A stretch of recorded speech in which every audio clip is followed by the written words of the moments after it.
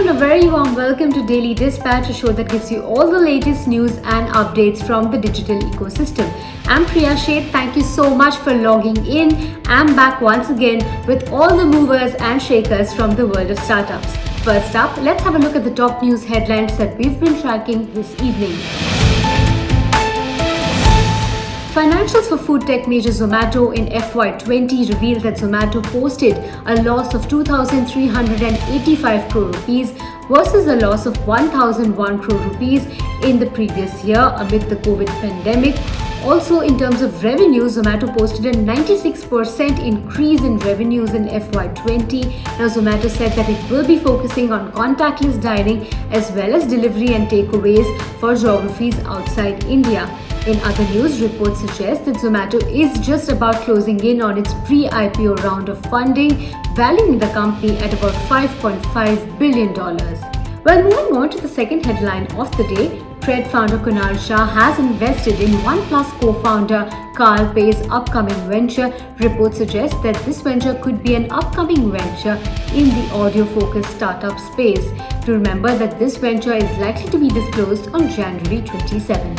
But reports suggest that Wingreens is all set to acquire cash-strapped cold pressed shoe startup Pressery. The deal is likely to have been done in the range of 100 to 110 crore rupees. Do remember that in an interview last week with the Daily Dispatch, Wingreens founder had hinted that Wingreens will soon be an F&B company. Well, moving on to the final headline of the day, speech analytics software company Uniphore has acquired Spain-based emotion research lab for an undisclosed amount. Combining video and voice AI with automation and machine learning will help open up new use cases. Well, moving on to our second segment, we have with us someone who has brought handicrafts to the online world. We have with us Mansi Gupta, who is the founder of Tjori. Thank you so much, Mansi, for joining us today on the Daily Dispatch on YourStory TV. I want to begin by asking you, the last 9 months have been a critical period for the online industry. Lots of people ordering lots of things online. What has your experience been? In the last 9 months, definitely the fashion world per se, or the retail market, has seen a dramatic effect in terms of their revenues. Tjori has always been the online first brand, bringing contemporary modern Indian products and primarily inspired by the handicraft in the country. And since we've been always online first, I would say that we did not feel the hit as much as the physical retailers did. And also, in terms of our product offerings, we kind of kept it very tight and in sync with the with how the world was moving, because people were working from home. So we launched a lot of comfort wear for them, which are kind of formal enough, but still people can comfortably work in them sitting at home. When it comes to festivity, people were restricted to smaller gatherings, and um, less audiences, basically small group gatherings were happening. So also people's inclination towards spending too much on festivity kind of decreased, because they knew that they're going to be smaller affairs and small gatherings. So we launched offerings which are kind of in a sweet spot price point for them, and yet comfortable and easy to wear in an in-house gathering or a small gathering. Right. So run us through some of the kind of growth numbers that you've seen over the last 9 months in terms of revenue, in terms of transactions. What has been your experience? See, online it has been going great in terms of the number of customers that you get online. So in terms of the revenue growth and that traffic coming to the website has definitely increased. So in the beginning of the year, when we chalked out our year month-on-month plan for the year, we had a certain growth projected every month. I would say it was in the months of summer, like in summer months around in May, June, July, people were buying less of apparel, fashion, and more of other items. And at that time, we had launched a new category of COVID essential products. We call that category as Raksha. And the thought behind that is to offer the products which are relevant in that in COVID times, and more about Ayurvedic ways of maybe boosting immunity, launching sanitizers which are compliant with the WHO guidelines, and a lot of masks which are breathable, cotton and khadi based, so that people do not get a lot of acne problems on their face, etc. So I would say only in those few months where people were not thinking of fashion first, but to kind of keep themselves protective. So at that time, this Raksha category did very well for us.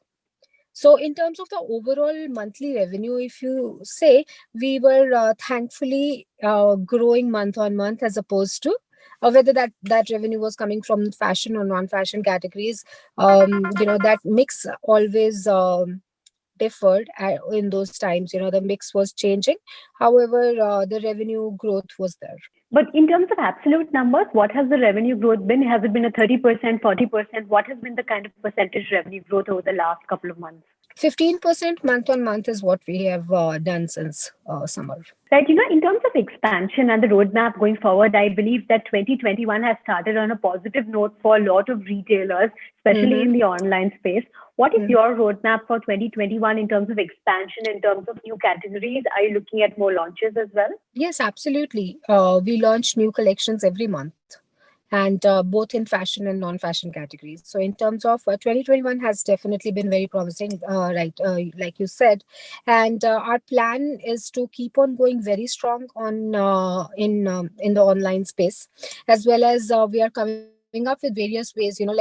The entire world, if you see, different buyers who were different sellers who were there in the physical retail space, and different businesses, smaller, big, they've been coming up with innovative ways of selling. So because now market is mainly online, so the plan is to definitely keep on going strong as we were in online marketing. And in terms of the product launches, definitely uh, I think in terms of the wallet share that people were spending earlier, like pre-COVID times, it's back to where they were.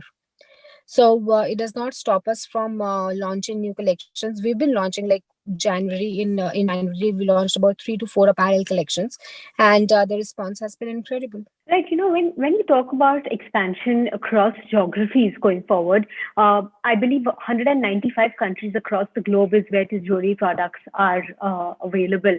Are you planning to deepen the kind of reach within all these countries? And in terms of global growth, international growth, what has been the growth like? International growth primarily for us has been organic. Uh, India is the focus market for us, and I think we have a long way to go within the country itself to establish Tjori as a mainstream handicraft brand in 2021-22. Whatever growth we get from international is primarily organic, and I think we will continue to follow the same path. And whatever traffic we are getting are primarily from in countries where there are a lot of Indian people living outside. So that's why this organic growth will continue. And when you scale up in India, organic also increases. So. Right. Talking about the kind of revenue targets that you have, I believe 50 crores has been the kind of revenue that you clocked in 2019. At this point in time, what is you going to end this financial year with, and what are your plans for FY22? I would like to correct it there. In 2019, the plan in 2020, the plan was to clock in 50 crores, and we definitely there was definitely about 30% hit in the revenue that we saw because of COVID. So this year we will definitely try to fill in that gap or cross that gap, and also have another 20% increase in the growth this year. So it would be difficult. The year is has just started, and it would be difficult to comment on a particular number. But let's see. Let's see. The market, the customer has been very promising so far, and let's see what the year unfolds for us. Like, I also wanted to ask you one question before I let you go on the overall roadmap in terms of fundraise, because I do understand that you all raised some funds, I think 1 or 2 years ago. Yeah. And since then, there has been plans for fundraise, but no fundraise has really happened. So what is your requirement in terms of funding? And are you looking at any opportunities in this year for fundraise? See, as a business, as a brand, we keep our eyes and ears open to whenever there is a high synergy, good partnership which is available. We've always been very careful of the people that we get on board, and you would understand 2020 was a dry investment market in the country, right? So however, we will always be on a lookout for a good partnership.